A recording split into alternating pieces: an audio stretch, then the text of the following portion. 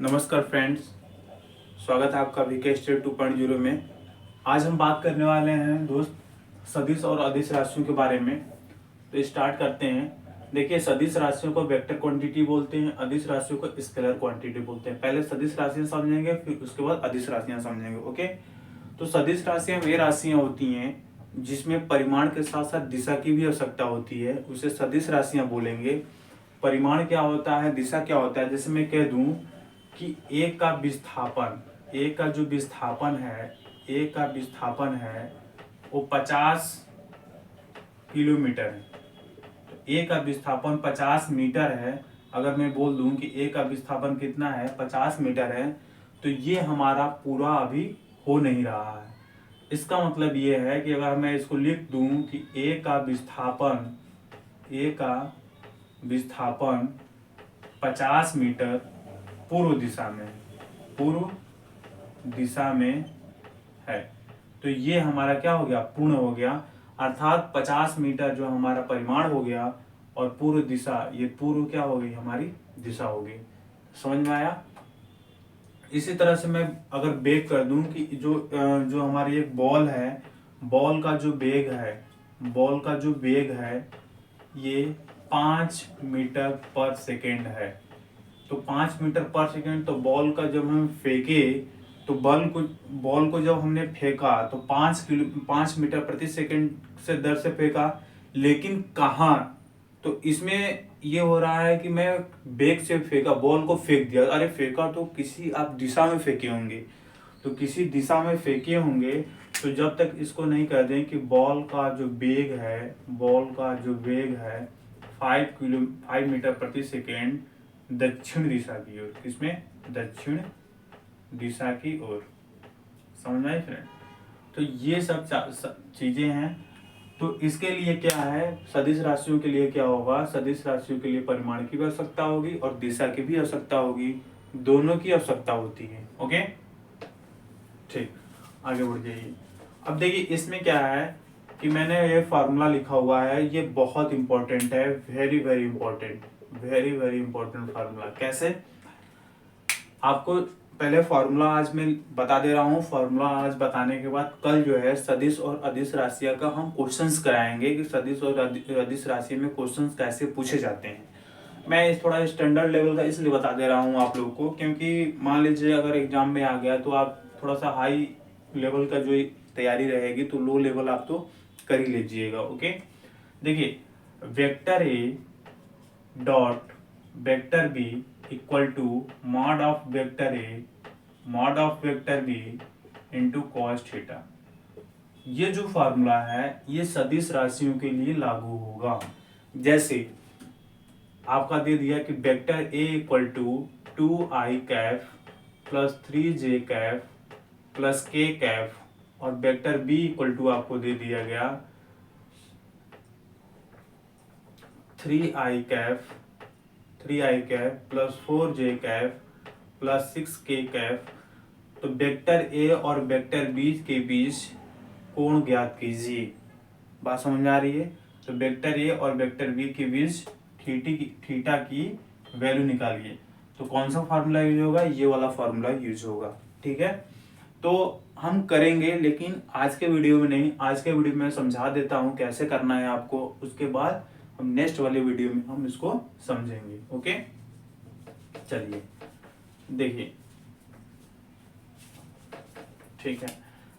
इसके बाद आता है इकाई सदिश। यहाँ देख लीजिए, यहाँ दिया है इकाई सदिश ए इक्वल टू, इकाई सदिश आप कुछ भी मान सकते, इकाई सदिश equal to vector A upon under root A square B square. Sir ये क्या है सर, तो इसी के आधार पर मैं आपको एक क्वेश्चन करा दूंगा। यहाँ कह रहा है कि सदिश ए इक्वल टू, यानी vector A equal to 5i cap minus 12j cap की दिशा में सदिश ज्ञात कीजिए।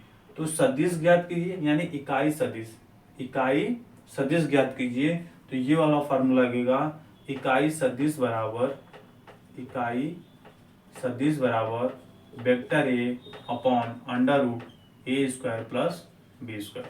अब देखिए वेक्टर ए की वैल्यू क्या है, तो 5 i cap minus 12j cap upon under root a की जगह क्या है 5, तो 5 का स्क्वायर प्लस बी की जगह क्या है -12 का स्क्वायर, वैसे स्क्वायर ही हो जाता है।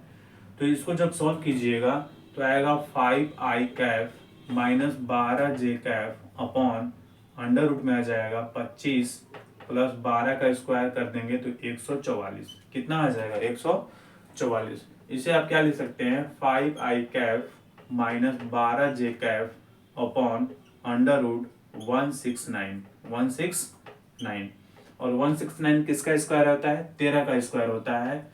तो 5i cap minus 12j cap upon 13, यही क्या हो जाएगा आपका आंसर हो जाएगा। तो बात समझ में आई कि इकाई सदिश अगर पूछेगा, एक सदिश दे करके और पूछेगा कि दिशा में इकाई सदिश ज्ञात कीजिए, तो कैसे आप ज्ञात करेंगे, तब आप इस वाले फार्मूले से क्या करेंगे इकाई सदिश ज्ञात कर लेंगे। ओके, आइए इसके बाद ये आप याद रखिएगा, एक जो होता है ये अगर आपको हम डॉट पढ़ाएंगे तो आई कैफ माइनस आई कैफ आ गया तो इसकी वैल्यू 1 होती है, जे कैफ डॉट जे कैफ इसकी वैल्यू 1 होती है, के कैफ इसकी वैल्यू क्या होती है 1 होती है। यदि अपोजिट आ जाए आई जे 0 हो जाएगा, जे आई के 0 हो जाएगा, जे के 0 हो जाएगा। जब यदि दोनों समान रहेगा डॉट में तो 1 आएगा, डॉट में 1 आएगा, डॉट में 1 आएगा, बट विपरीत रहेगा दोनों तो इसकी वैल्यू क्या हो जाएगी 0 हो जाएगा। क्या हो जाएगा 0 हो जाएगा। बात समझ में आ गई। तो ये रहा हमारा क्या सदिश राशियां।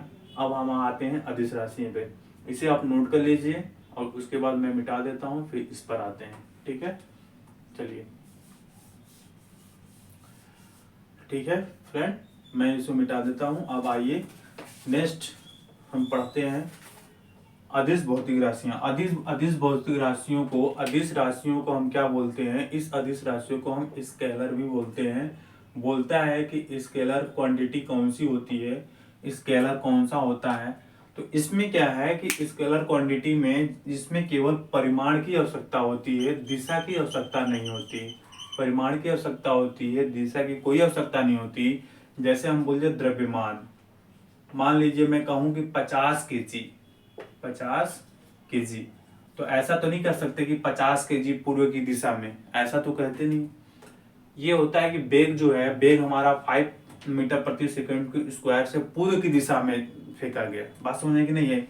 लेकिन द्रव्यमान को ऐसा थोड़ी नहीं कि 50 केजी दक्षिण दिशा में, ऐसे नहीं कर सकते। द्रव्यमान है तो 50 केजी रहेगा, ये सिर्फ इसका परिमाण रहेगा। क्या रहेगा परिमाण ही रहेगा। क्या रहेगा परिमाण ही रहेगा। ठीक है, घनत्व बराबर होता है, घनत्व रो बराबर होता है मास बटा आयतन, रो बराबर द्रव्यमान बटा आयतन होता है। तो द्रव्यमान देखिए, द्रव्यमान को भी हम किसमें केजी में मेजर करेंगे और आयतन को क्या मीटर क्यूब में मेजर करेंगे। तो केजी पर मीटर क्यूब, कोई किसी का भी डेंसिटी है केजी पर मीटर क्यूब में, ऐसा तो नहीं होगा कि डेंसिटी कहेंगे कि जिसका घनत्व है, घनत्व जो है 4 केजी पर मीटर क्यूब है पूर्व की दिशा में, ऐसा तो नहीं कहेंगे, ये आपका गलत हो जाएगा। तो आपका क्या होगा द्रव्यमान हो गया, घनत्व हो गया, चाल हो गया, ये सब कैसी राशियां हैं स्केलर राशियां हैं। क्लियर हुआ, कौन सी राशियां हैं स्केलर राशियां हैं, यानी अदिश राशियां हैं। ठीक है, इसका भी देख लीजिए, कल हम इसका क्वेश्चंस कराएंगे, आज ये देख लीजिए vector A cross vector B. देखिए यहाँ पे क्या है, यहाँ डॉट था तो सदिश राशियों में डॉट होता है, अदिश राशियों में क्रॉस होता है, मल्टीपल का साइन।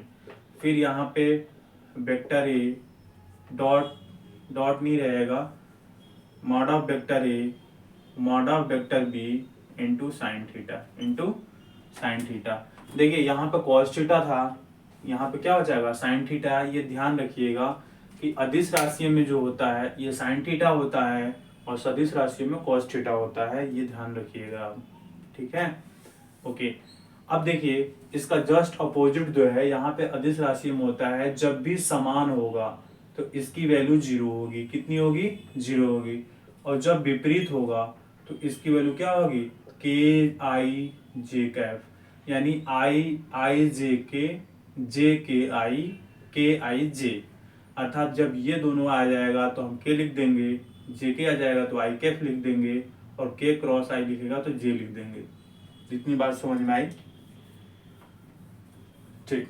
तो ये सब आप नोट कर लीजिएगा, कल हम क्वेश्चंस कराएंगे। अब जैसे इसमें हो गया तो मान लीजिए वेक्टर एक कुछ दे दिया आपको 4 आई कैफ प्लस 3 जे कैफ प्लस 5 के कैफ दे दिया। उसके बाद वेक्टर बी बराबर कुछ दे दिया 2 आई कैफ प्लस 3 जे कैफ प्लस 2 के कैफ, ये दे दिया। और बोला कि इन दोनों के बीच अदिश गुणनफल का मान ज्ञात कीजिए।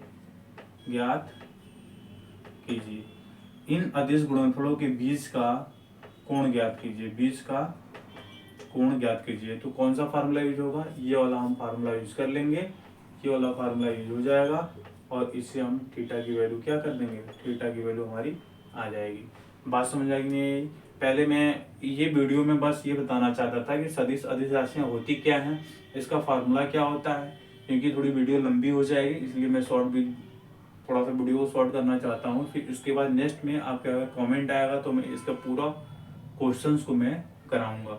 ओके फ्रेंड्स, मैं वीडियो को यहीं समाप्त करता हूँ, फिर मिलेंगे अगली वीडियो में। तब तक के लिए bye bye, good night, take care. Okay, जय हिंद, जय भारत।